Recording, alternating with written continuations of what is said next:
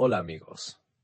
Antes de comenzar esta historia que te dejará sin aliento, no olvides suscribirte al canal y activar la campanita para no perderte ningún relato. Y ya sabes, déjame en los comentarios qué harías tú en esta situación. Ahora sí, empecemos. El teléfono vibró sobre la mesita de noche a las 3 de la madrugada.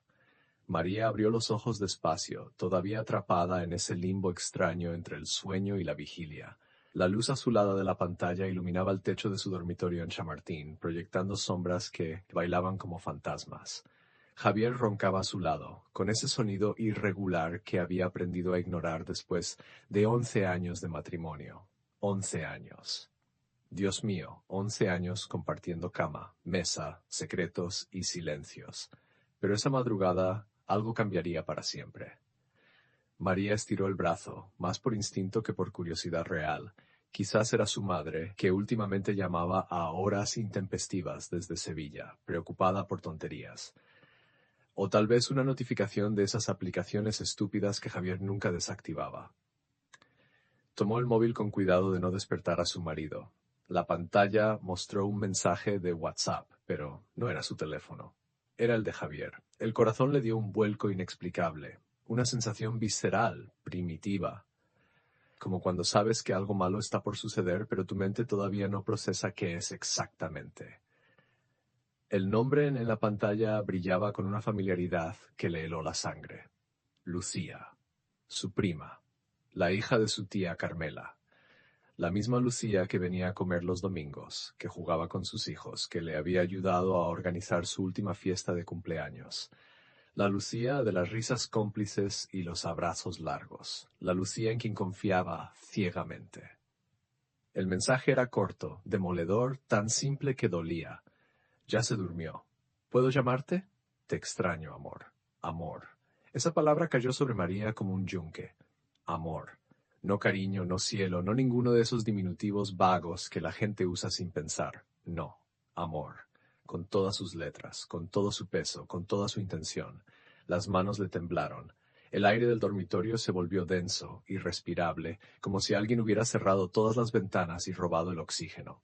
Javier seguía roncando, ajeno, tranquilo, con esa paz del que duerme sin culpa, o con una culpa tan grande que ha aprendido a cargarla en silencio. ¿Cuántos mensajes como ese habría recibido? ¿Cuántas noches, mientras ella dormía a su lado, él habría estado pensando en otra? ¿En su prima? María miró la pantalla nuevamente como esperando que las letras cambiaran de forma mágica, que se reorganizaran para decir algo diferente, algo inocente. Pero no. Ahí estaba. Real. Innegable. Una verdad que le arrancaba el suelo bajo los pies. Con manos que apenas le respondían, desbloqueó el teléfono. Conocía el código. Claro que lo conocía. Era la fecha de su aniversario. Qué irónico, qué perversamente irónico. Abrió la conversación completa y empezó a leer. Cada palabra era una puñalada, cada emoji un recordatorio de su propia estupidez. Mi vida, no puedo dejar de pensar en ti. Esa noche en el hotel fue, no tengo palabras, Javi. ¿Cómo puedes seguir durmiendo con ella después de lo nuestro? ¿Cuánto tiempo llevaba esto? María siguió bajando por la conversación. Semanas. No, meses. Meses de mensajes, meses de te quiero, de te necesito, de planes secretos y excusas bien construidas. Había fotos, Dios, había fotos. No explícitas, gracias a Dios, pero sí íntimas. Lucía en un restaurante que María no reconocía, brindando hacia la cámara con una copa de vino tinto. Javier en una cama de hotel con el torso desnudo, sonriendo de esa manera que María creía que era solo para ella. El estómago se le revolvió. Corrió al baño con las manos sobre la boca intentando contener las náuseas. Se arrodilló frente al inodoro, pero solo salieron arcadas secas, dolorosas, que le desgarraban el pecho. El cuerpo le pedía expulsar algo que no estaba en su estómago, sino en su alma, la traición, la humillación, el asco. Cuando pudo levantarse, se miró en el espejo. Una mujer de 36 años le devolvió la mirada. Todavía atractiva, todavía con ese brillo en los ojos que alguna vez había enamorado a Javier. Pelo castaño con algunas mechas rubias, cortesía de su peluquera de Salamanca. Piel cuidada gracias a esas cremas caras que se compraba cada mes. Un cuerpo que había dado a luz 2 veces, pero que mantenía en forma con yoga y largas caminatas por el retiro. ¿Qué tenía Lucía que ella no tuviera? Era más joven, sí. 28 años, sin hijos, sin estrías, sin esas ojeras que María intentaba disimular cada mañana con corrector, sin esa expresión de cansancio perpetuo que da el criar niños, trabajar, cocinar, limpiar, ser esposa, madre, amante, psicóloga, enfermera y todo lo que se espera de una mujer en este mundo despiadado. Volvió al dormitorio. Javier seguía durmiendo. ¿Cómo podía dormir tan tranquilo? ¿Cómo podía cerrar los ojos cada noche sabiendo lo que estaba haciendo? ¿Tenía pesadillas? ¿Sentía, aunque fuera un gramo de culpa? O quizás, y esto era lo que más le dolía, quizás él dormía tranquilo porque ya no la amaba. Quizás hacía tanto tiempo que su matrimonio era solo una fachada que ni siquiera se molestaba en sentir remordimiento. María agarró el móvil de Javier otra vez. Sus dedos, como poseídos por una fuerza ajena, empezaron a escribir en la conversación con Lucía. Hola, Lucía, soy María. Supongo que sabes quién soy. La esposa, la prima, la idiota. Borró. Demasiado dramático, demasiado obvio. Lucía, gracias por los domingos en familia. Ahora entiendo por qué siempre te quedabas hasta tarde. Borró. Sonaba sarcástico. Y ella no quería sonar así, quería sonar. ¿Cómo? ¿Dolida? ¿Fuerte? ¿Destruida? No sabía qué quería. Al final escribió algo simple. ¿Desde cuándo? Enviar. El mensaje se marcó con 2 palomitas azules casi al instante. Lucía estaba despierta, esperando. Probablemente con el teléfono en la mano, ansiosa por hablar con Javier, con el hombre que no era suyo, pero que había decidido tomar prestado sin importarle a quién le robaba. Los 3 puntitos aparecieron. Lucía estaba escribiendo, borrando, escribiendo otra vez. María casi podía ver su rostro, la sorpresa, el pánico, la culpa. ¿O acaso era solo su imaginación proyectando lo que quería ver? Finalmente llegó la respuesta. María, Dios mío, yo no sé qué decir. Responde la pregunta. ¿Desde cuándo? Más puntitos. Más silencio. El reloj de la mesita marcaba las 3:25 de la madrugada. Desde abril. Abril. 5 meses. 150 días. 150 noches en las que había besado a Javier antes de dormir, sin saber que esos mismos labios habían pronunciado te quiero a otra persona. 150 mañanas preparando café para un hombre que soñaba con otra mujer. 150 veces haciendo el amor con alguien que pensaba en su prima mientras la tocaba. ¿Alguna vez habéis sentido que el mundo se detiene? No de forma poética, no como en las películas donde todo se vuelve lento y dramático con música de fondo. No, es algo feo y sucio. El mundo se detiene y te quedas ahí, atrapada en ese instante horrible, mientras tu cerebro intenta procesar algo que simplemente no puede, porque no tiene sentido, porque va contra todo lo que creías saber sobre tu vida. María se levantó de la cama. Sus piernas se movían solas como marionetas guiadas por hilos invisibles.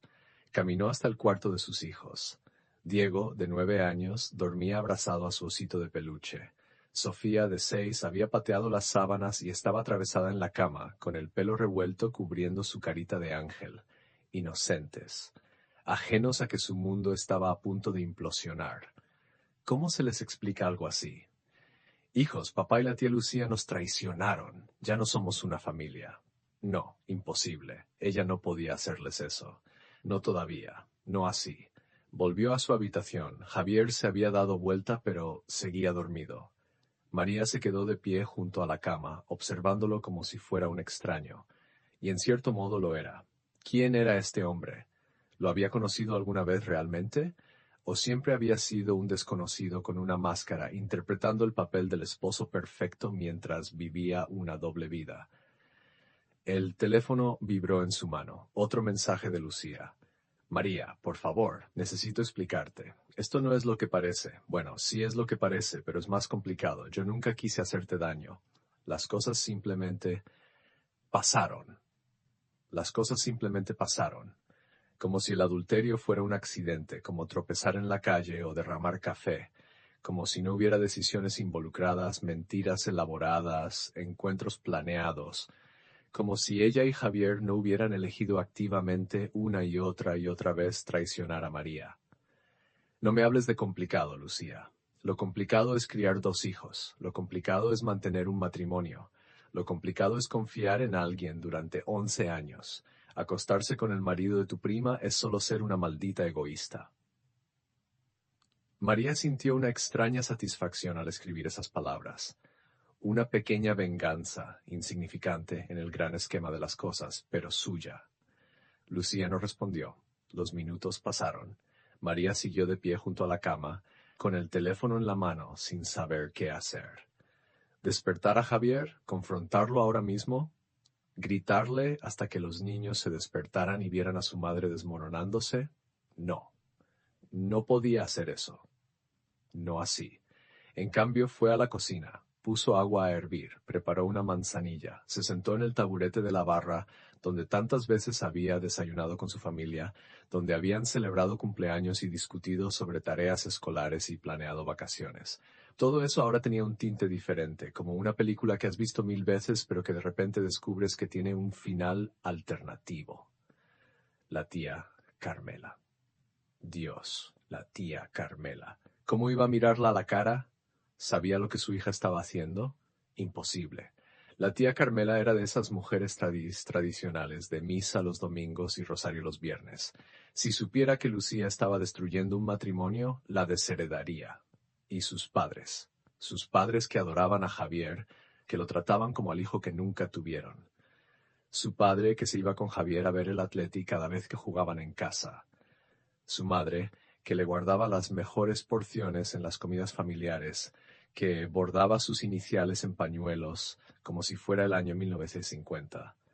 Todos tendrían que saber, todo el mundo tendría que enterarse. Y entonces vendrían las preguntas, las miradas de lástima, los consejos no solicitados. Ay, María, los hombres son así. Piensa en los niños. Seguro ustedes estaban pasando por una mala racha. Como si ella tuviera la culpa, como si no haber sido suficiente justificara la traición. El agua hirvió. María preparó su té y se quedó mirando el líquido humeante.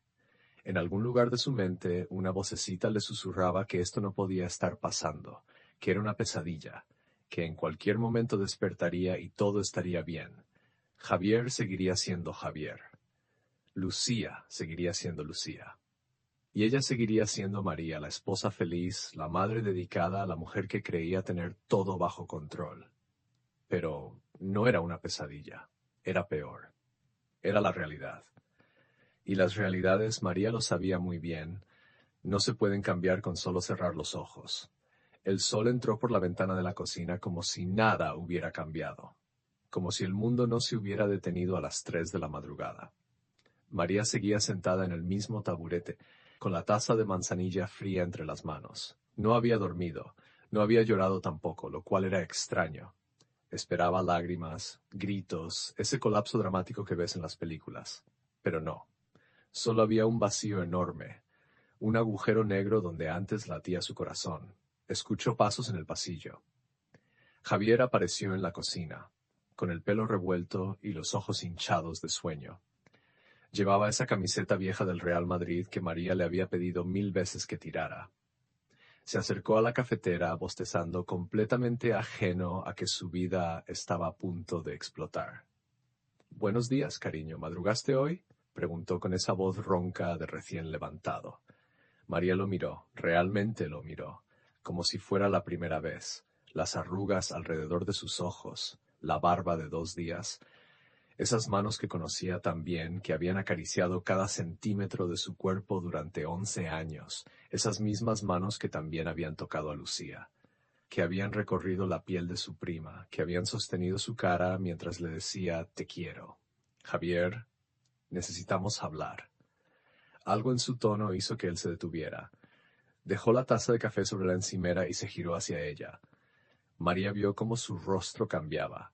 Primero confusión, luego algo parecido al miedo. Los culpables siempre saben cuándo llega el momento de la verdad.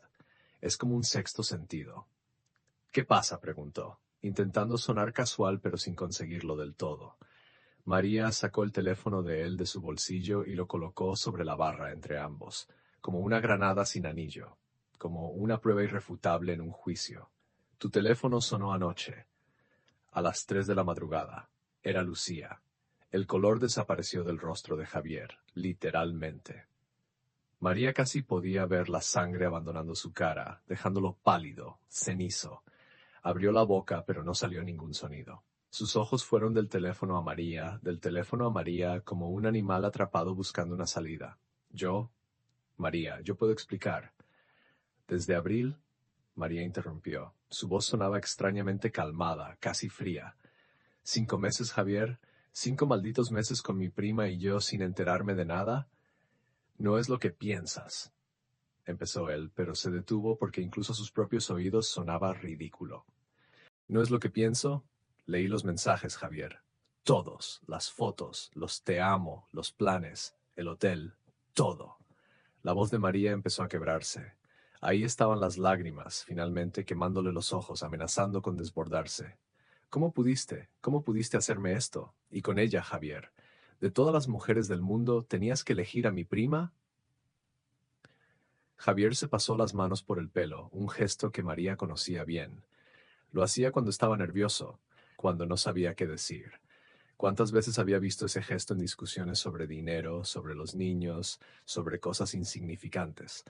Nunca imaginó que lo vería en una conversación sobre infidelidad. No fue planeado, murmuró. Simplemente pasó. Yo no quería que pasara, María. Tienes que creerme. ¿Que te crea? María soltó una carcajada amarga. Después de 5 meses de mentiras, ¿cuántas veces me miraste a los ojos y me mentiste, Javier? ¿Cuántas? Cada día, admitió él, y por primera vez marió algo parecido al remordimiento en su rostro. Cada maldito día, y me odiaba por ello. Pues no lo suficiente como para detenerte. Javier se dejó caer en un taburete con la cabeza entre las manos. Yo te amo, María. Nunca dejé de amarte. No. La palabra salió como un látigo. No me vengas con eso. No me digas que me amas mientras te acuestas con otra. El amor no funciona así. El amor no traiciona. El amor no destruye. Fue un error, un terrible error. Pero fue débil. Lucía y yo, nosotros. ¿Nosotros? María se levantó, las piernas temblándole. ¿Ya son un nosotros? Qué rápido se construyen las relaciones sobre las ruinas de un matrimonio, ¿no? En ese momento, Diego apareció en la puerta de la cocina, frotándose los ojos. Mamá, ¿por qué gritas? María se congeló. Se limpió rápidamente las lágrimas que finalmente habían empezado a caer y forzó una sonrisa. No pasa nada, mi amor. Papá y yo solo estábamos discutiendo sobre cosas de adultos. Vuelve a la cama, es muy temprano. Pero tengo hambre, protestó Diego. María miró a Javier, y en ese intercambio silencioso dijeron todo lo que necesitaban decir. Esto no había terminado, ni de cerca. Pero por ahora, por los niños, tendrían que fingir, tendrían que actuar. Yo le preparo el desayuno, dijo Javier, levantándose. No. María lo detuvo con una mirada. Yo me encargo. Tú vete a trabajar. Era sábado. Javier no trabajaba los sábados, pero entendió el mensaje. Necesitaba que se fuera. Necesitaba que saliera de su vista antes de que hiciera o dijera algo irreparable delante de su hijo. Las siguientes semanas fueron una pesadilla que María vivió en cámara lenta. Javier se mudó al sofá del salón. No hablaban excepto cuando era absolutamente necesario. Diego tiene fútbol a las 5. Sofía necesita que firme su agenda. Hay que pagar la luz. Conversaciones funcionales, mecánicas, desprovistas de cualquier emoción. María no le dijo a nadie lo que estaba pasando. Todavía no. Necesitaba tiempo para procesar, para decidir qué hacer. ¿Divorciarse? ¿Intentar arreglar las cosas? La sola idea de volver a tocar a Javier le revolvía el estómago, pero la idea de romper su familia le dolía aún más. Dejó de ir a las comidas familiares. Inventó excusas. Los niños están resfriados. Tengo mucho trabajo. No me siento bien. Su madre la llamaba preocupada, pero María la evitaba. No podía enfrentarla todavía. No podía ver a Lucía y fingir que todo estaba bien. Pero Lucía, la maldita Lucía, no se rendía. Le mandaba mensajes constantes. María, por favor, háblame. Necesito explicarte mi versión. No fue solo culpa mía. Las cosas entre ustedes ya estaban mal. Ese último mensaje casi hace que María estrellara el teléfono contra la pared. Las cosas estaban mal y eso justificaba la traición. Eso le daba permiso para meterse en su cama, en su vida, en su matrimonio. Una noche, después de acostar a los niños, María se sirvió una copa de vino, luego otra y otra. El alcohol no resolvía nada, pero al menos adormecía el dolor. Se quedó sentada en el sofá en la oscuridad mirando al techo. Javier entró al salón con una almohada y una manta. Se había acostumbrado a dormir ahí. No se quejaba, no protestaba, simplemente aceptaba su castigo en silencio. ¿Por qué? Preguntó María de repente. Necesito saber por qué. ¿Qué tiene ella que yo no tengo? Javier se quedó de pie con la manta en las manos. Por un momento María pensó que no respondería, pero entonces habló y sus palabras fueron peores que cualquier puñetazo. Ella me hace sentir joven otra vez. Me hace sentir vivo. Contigo todo es rutina, María. Trabajo, niños, cenas, dormir, una y otra vez, el mismo ciclo interminable. Con Lucía todo es emocionante, nuevo, apasionado. María se rió, una risa seca, sin humor. Claro que es emocionante. Los romances clandestinos siempre lo son. No tiene que lidiar con tus calcetines sucios, Javier. No tiene que limpiarte el vómito cuando te emborrachas. No ha visto tus peores momentos. Solo ve la versión editada de ti, la versión de hotel y cenas románticas. Pero ¿sabes qué? Esa no es la vida real. La vida real es aburrida a veces. Es rutina, es compromiso. Y tú no estuviste dispuesto a hacer ese trabajo. Lo sé, admitió él. Lo sé y lo lamento más de lo que puedes imaginar. Tus lamentos no cambian nada. Esa noche, María tomó una decisión. No podía seguir así. No podía vivir en este limbo de resentimiento y dolor. Necesitaba ayuda. Necesitaba hablar con alguien que no fuera Javier, alguien que pudiera darle perspectiva. Al día siguiente buscó en Internet, Terapeutas Madrid, ayuda para infidelidad, cómo superar una traición. Las opciones eran abrumadoras. Finalmente eligió una, doctora Elena Ruiz, especializada en terapia de parejas y trauma emocional. Las reseñas eran buenas, me salvó la vida, me ayudó a encontrarme a mí misma otra vez. Gracias a ella pude seguir adelante.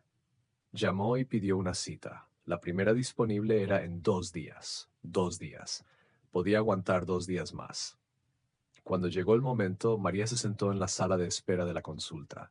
Era un espacio acogedor con plantas, luz natural y cuadros abstractos en las paredes.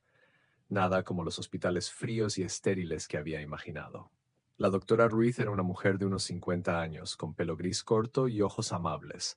Le ofreció té y la invitó a sentarse en un sofá cómodo. No había escritorio entre ellas, solo 2 sillones uno frente al otro. Cuéntame qué te trae aquí, María. Y María habló. Habló durante una hora. Lloró, gritó, se desahogó de una forma que no había hecho con nadie más. Y la doctora Ruiz solo escuchaba, asentía, hacía preguntas precisas en los momentos adecuados. ¿Qué quieres tú, María? No lo que Javier quiere, no lo que es mejor para los niños. ¿Qué quieres tú? Esa pregunta la dejó en silencio. ¿Qué quería ella?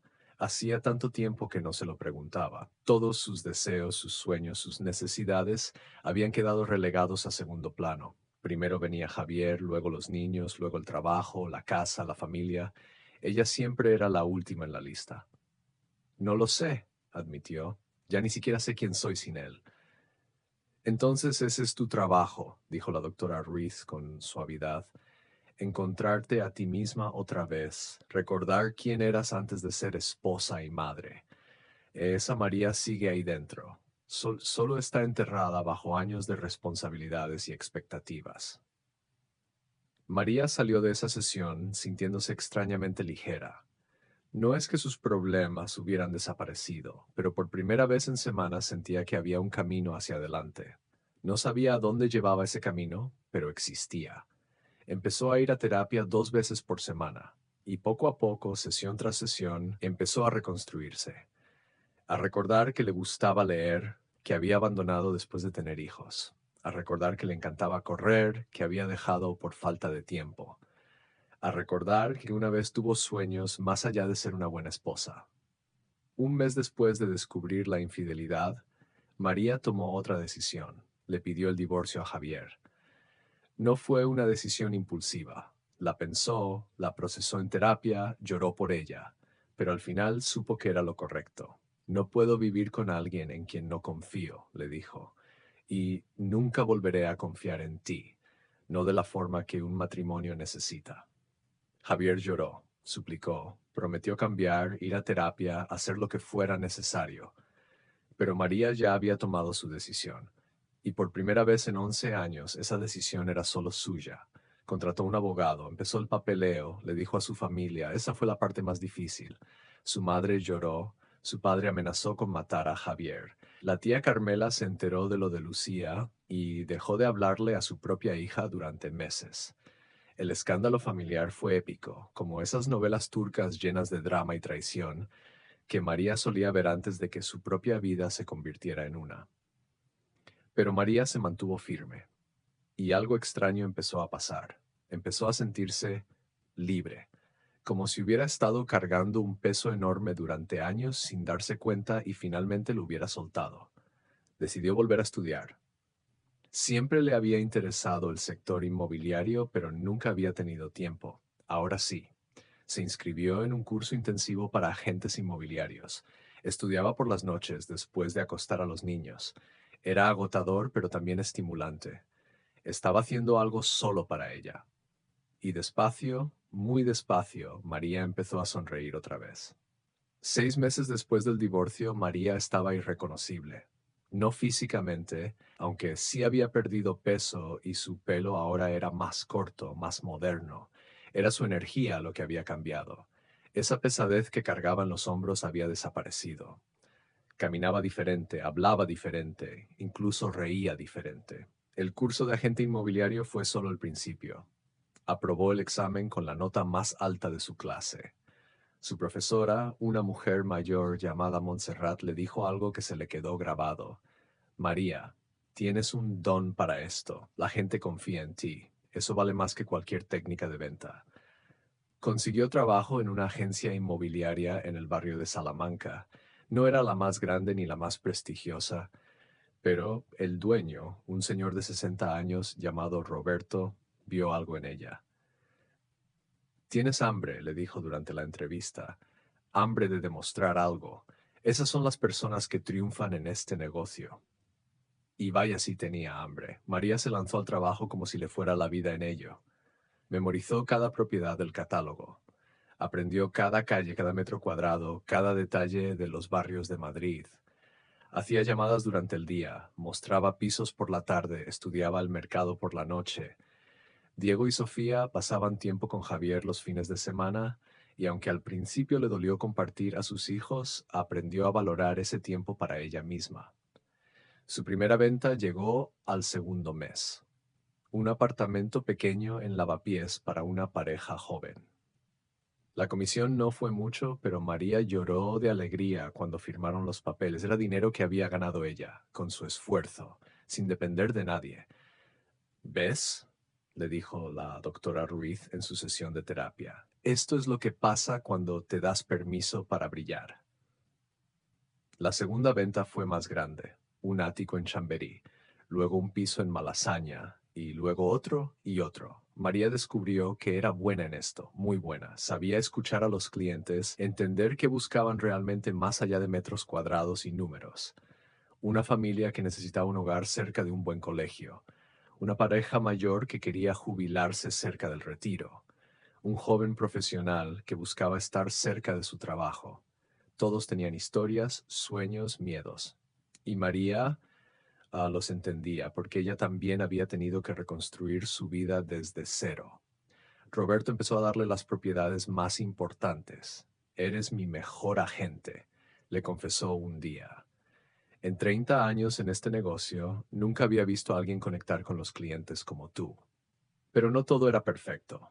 Hubo noches difíciles, noches en las que Diego preguntaba por qué papá y mamá no vivían juntos, noches en las que Sofía lloraba porque extrañaba cómo eran las cosas antes, y María tenía que ser fuerte por ellos, explicarles con palabras que una niña de 6 y un niño de 10 pudieran entender que a veces los adultos toman decisiones difíciles pero necesarias.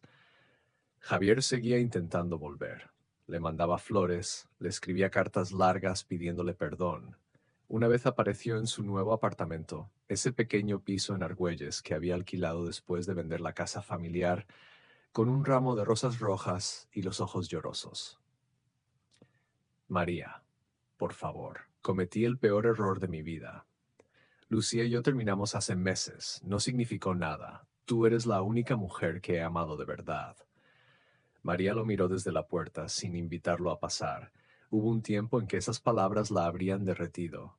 Hubo un tiempo en que habría caído en sus brazos, aliviada de que todo pudiera volver a ser como antes. Pero ese tiempo había pasado. Javier dijo en calma, te deseo lo mejor, de verdad. Espero que encuentres la felicidad, pero no conmigo. Esa puerta se cerró.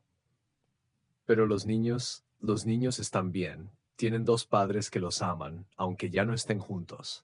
Eso es suficiente. Cerró la puerta suavemente. No con rabia, no con dolor, simplemente cerró un capítulo de su vida que ya no tenía sentido mantener abierto.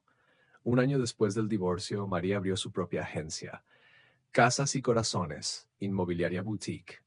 Era pequeña, solo ella y una asistente, una chica joven llamada Paula, que le recordaba a ella misma hace unos años, brillante, hambrienta de oportunidades, dispuesta a trabajar duro.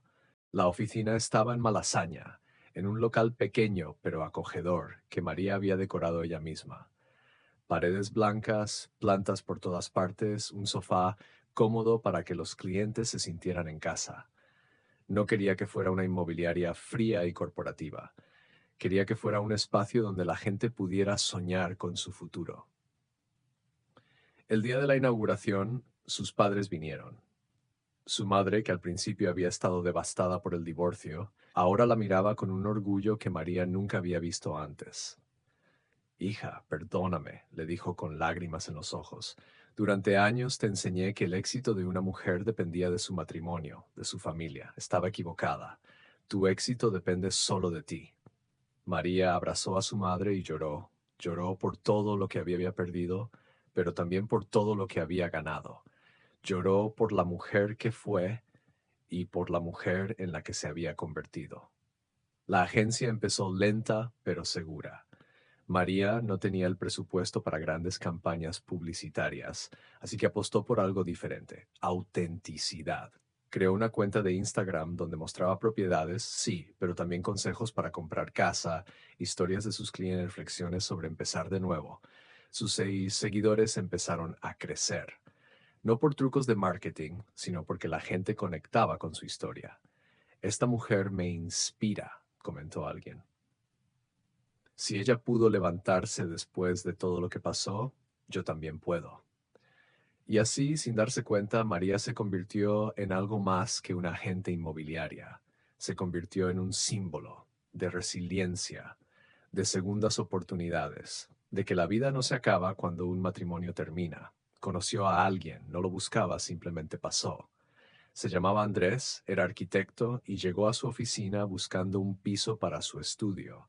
Era divorciado también, con una hija adolescente. No hubo fuegos artificiales ni amor a primera vista. Solo una conexión tranquila, madura, entre dos personas que habían sido heridas pero que habían aprendido de sus cicatrices. Empezaron a salir. Cafés, paseos por el retiro, cenas tranquilas. Andrés no intentaba reemplazar a Javier ni apresurarse. Respetaba su espacio, su tiempo, su proceso de sanación. Y María aprendió que el amor podía ser esto también: suave, paciente, sin drama. Diego y Sofía conocieron a Andrés meses después. María fue cuidadosa. No quería confundirlos ni hacerles sentir que estaba reemplazando a su padre. Pero los niños, con esa sabiduría que solo tienen los niños, lo aceptaron naturalmente. Les gustaba que su mamá sonriera otra vez. Les gustaba verla feliz. 2 años después de aquel mensaje a las 3 de la madrugada que cambió todo, María estaba de pie en su oficina, mirando por la ventana a la calle bulliciosa de Malasaña. Acababa de cerrar la venta más grande de su carrera, un penthouse de 2 millones de euros en el barrio de Salamanca. La comisión era suficiente para asegurar el futuro de sus hijos, para pagar su educación, para vivir cómodamente. Paula entró con champán. Jefa, tenemos que celebrar. María sonrió. Jefa. Nunca pensó que ese título le quedaría tan bien. Brindaron. Y mientras el líquido burbujeante bajaba por su garganta, María pensó en todo el camino recorrido. En aquella María de hace 2 años, rota, traicionada, perdida. En cómo esa mujer había tocado fondo, pero había decidido levantarse. No por los niños, no por demostrarle algo a Javier, sino por ella misma. Su teléfono sonó. Un mensaje de Andrés. ¿Cena esta noche? Quiero celebrar tu éxito. Otro mensaje llegó casi al mismo tiempo. Era de un número que no tenía guardado, pero que reconoció al instante. Lucía. María, sé que no tengo derecho a escribirte, pero quería que supieras que admiro lo que has logrado. Yo lo siento por todo. Me he pasado estos 2 años en terapia intentando entender por qué hice lo que hice. No espero tu perdón, pero necesitaba decírtelo. María leyó el mensaje 2 veces. Hubo un tiempo en que esas palabras la habrían llenado de rabia. Hubo un tiempo en que las habría necesitado desesperadamente. Pero ahora solo sentía nada. No rabia, no dolor, no satisfacción, solo indiferencia. No respondió, no porque quisiera castigar a Lucía, sino porque simplemente ya no le importaba. Esa historia pertenecía a otra vida, a otra María. La María de ahora estaba demasiado ocupada construyendo su futuro como para quedarse atascada en el pasado. Guardó el teléfono y miró a su alrededor, su oficina, su negocio, su vida, todo construido con sus propias manos, con su propio esfuerzo, con su propia determinación. La tía Carmela la había llamado la semana anterior. Lucía se había mudado a Barcelona, intentando empezar de cero. Javier tenía una novia nueva, una chica 20 años menor que trabajaba en su oficina. Su madre susurraba que nunca aprenderá. Pero a María ya no le importaba. Javier era el padre de sus hijos y por eso mantenían una relación cordial, funcional. Pero su vida amorosa, sus decisiones, sus errores, ya no eran problema de María. Esa noche María cenó con Andrés en un restaurante pequeño en Lavapiés.